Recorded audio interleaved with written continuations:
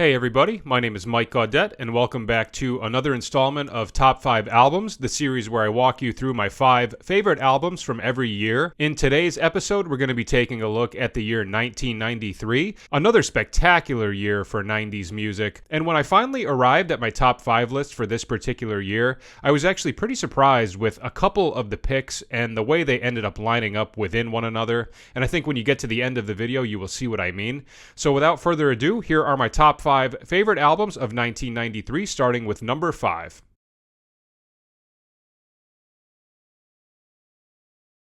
Coming in at number 5 is Songs of Faith and Devotion by Depeche Mode. This is a great album to come out of the midpoint of the Depeche Mode discography, and this came out after a run of 4 albums that are considered to be classic Depeche Mode records. And for them to still be writing music of such high quality this far into their discography is a very impressive thing. On here, they continue to build off of some of the sounds and styles that they had established on the previous record, Violator, but they also stretch it out and expand a little bit more, which creates this great blend of both continuity but also some nice elements of surprise. This album takes on more of a rock-oriented sound, but does incorporate some of those blues elements that we had heard on Violator, and also starts incorporating some gospel elements as well. Instrumentally, we have more live instruments on here with less sampling and more experimentation happening within the studio. It's 10 tracks long, and it gives us a really beautiful and diverse selection of tracks that contain all of those core elements of the Depeche Mode sound, but also gives us some little detours and surprises on certain tracks. We get some dance and alt-rock flavors on the tracks Walking in My Shoes, Mercy in You, and In Your Room. We get some gospel flavors on Condemnation. We get those electronic rock sounds on the tracks Rush and Higher Love. We get some more spacey ambient electronic sounds on Judas. And we also get a stripped down vocal and string centered track titled One Caress. My personal favorite songs on here would be Rush, Walking in My Shoes, and In Your Room. And this is not my number 1 favorite Depeche Mode album, but it would make my top 5, and they have a pretty large discography, so this is a record that I do hold in very high regard. And if you're interested in hearing my full thoughts on Depeche Mode's entire discography, I did a video ranking all of their studio albums, so be sure to check that out in the tier list playlist linked in the comments and the description if you are interested. Alright, that is my number 5 album. Now on to number 4.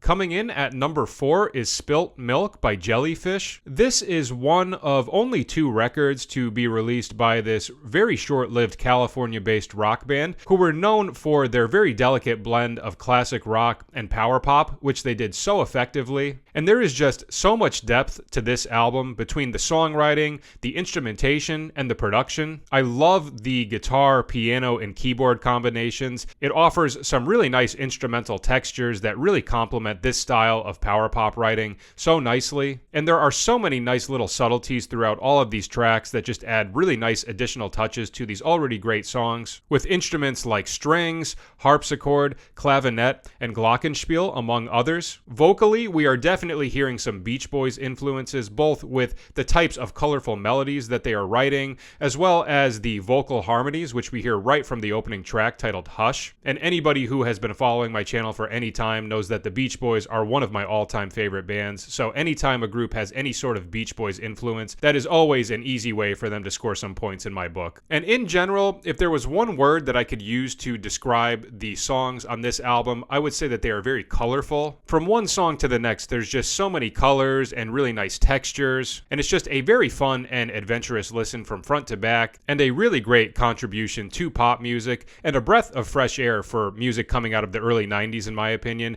I wouldn't say that this style of music was as in the mainstream at this time. We had styles like grunge, shoegaze, and metal really blowing up at this time, and even though this band didn't last for very long, I think they very clearly left their mark on pop music for the 90s and delivered 2 classic albums that will forever be timeless. As far as my favorite songs on here go, I would pick Russian Hill, New Mistake, Joining a Fan Club, and Ghost at number 1. So check this album out, especially if you are a fan of pop rock music from the mid-60s. I do not think you will be disappointed. Alright, that is my number 4 album. Now on to number 3.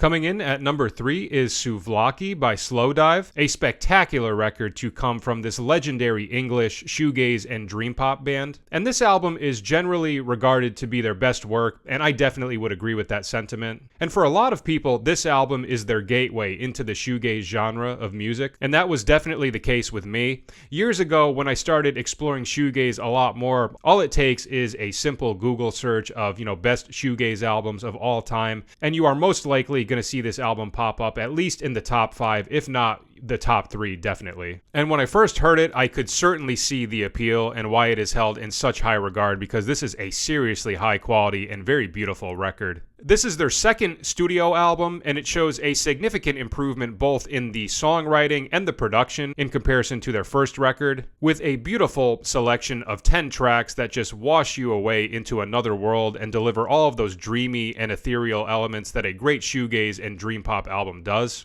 And one element of the Slowdive sound that I've always found appealing is the way that vocalists Neil Halstead and Rachel Goswell's vocals really complement one another so nicely. I always love a great male and female vocal dynamic within a shoegaze group, and I think Slowdive is one of the best examples of that, and you hear that all throughout this record. I really love every song on here. I don't think there is one skip over track, but if I had to pick a couple of favorites, I would go with Allison, 40 Days, When the Sun Hits, Machine Gun, and Souvlaki Space Station. Just so many legendary and exceptional tracks that are regarded to be some of the best songs of the entire Slowdive discography, and I completely agree with that. And if you're interested in hearing my full thoughts on Slowdive's entire discography, I did a video ranking all of their studio albums, so be sure to check that out in the tier list playlist linked in the comments and the description if you are interested. Alright, that is my number 3 album. Now on to number 2.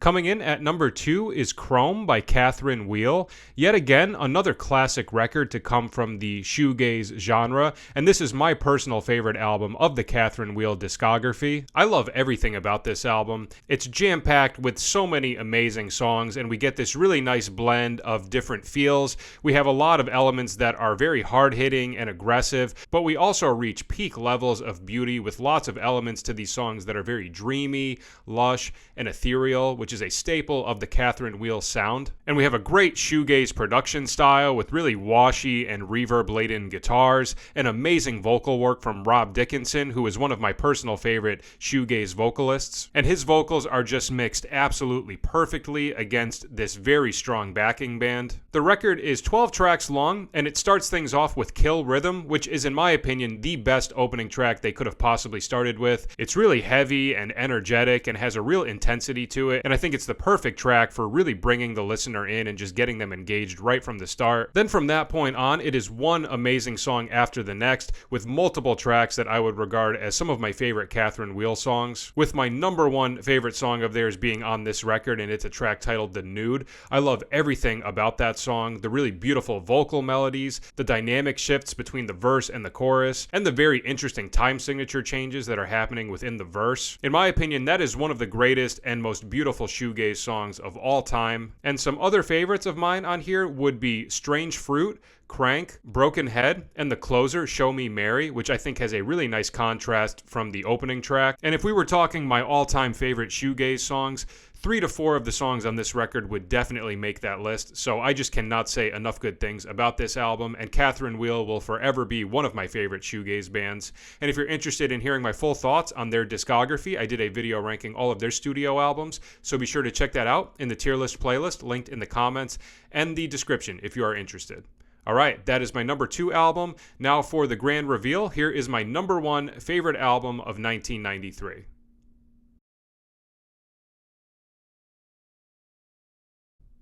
Coming in as my favorite album of 1993 is Mescalhead by Swervedriver. At the beginning of this video, I said I was surprised with how some of these albums ended up, and what I meant by that is my number 1, 2, and 3 album of this year are all classic shoegaze records, so I think this was really an exceptional year for shoegaze, probably the best year for the entire shoegaze genre, in my opinion, and this album is absolutely spectacular, and Swervedriver is one of my all-time favorite rock groups who I consider to be criminally underrated. United. And this was the first album of theirs that I discovered and was a great gateway into their incredible world of music. I remember very vividly when I first put this record on, I had no idea what to expect, but I knew it was considered a classic shoegaze album. And right from the opening track, I was completely hooked and just so intrigued with where the album was going to go next. And it just did not disappoint at all. This is a perfect album, in my opinion. And music like this has everything that I'm looking for in a great rock album. It's got a lot of those shoegaze elements, but it also has some elements of grunge and alternative rock. It's got a nice healthy dose of really energetic and hard-hitting songs, but they are balanced out very nicely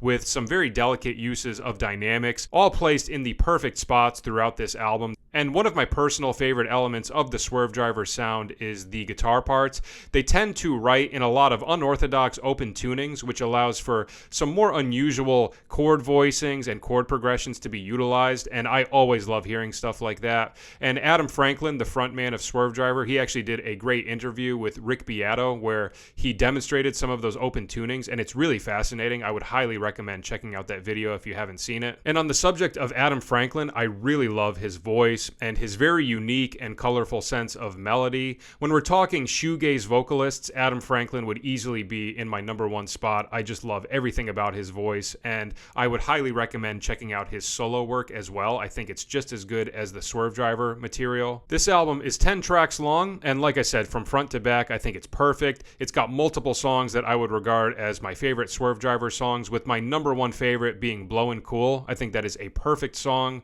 easily my #1 favorite Swervedriver track. And some other favorites would be Girl on a Motorbike, Duress, Harry and Maggie, and You Find It Everywhere, which I think is the perfect feel-good closing track for this record. And yeah, I have nothing but good things to say about this album. I would highly recommend checking it out if you've never heard of it. And Swervedriver's debut record, Raise, actually made my #1 spot for my 1991 top 5 albums. So it's a band I hold in very high regard. They will forever be one of my favorite bands. And luckily, I actually got to see them live for the first time a couple of months ago, and I will forever be grateful for that experience. And hopefully I can see them many more times in the coming years. And if you're interested in hearing my thoughts on their full discography, I did a video ranking all of their studio albums, so be sure to check that out in the tier list playlist, linked in the comments and the description if you are interested. Alright, so those are my top 5 albums of 1991. So to recap, at number 5 we had Songs of Faith and Devotion by Depeche Mode. Number 4 was Spilt Milk by Jellyfish. Number 3 was Souvlaki by Slowdive. Number 2 was Chrome by Catherine Wheel. And number 1 was Mescal Head by Swervedriver. If you haven't checked out any of these albums and you give them a listen, please let me know your thoughts in the comments. And please let me know what your top 5 albums of 1993 are in the comments. I would love to see your lists.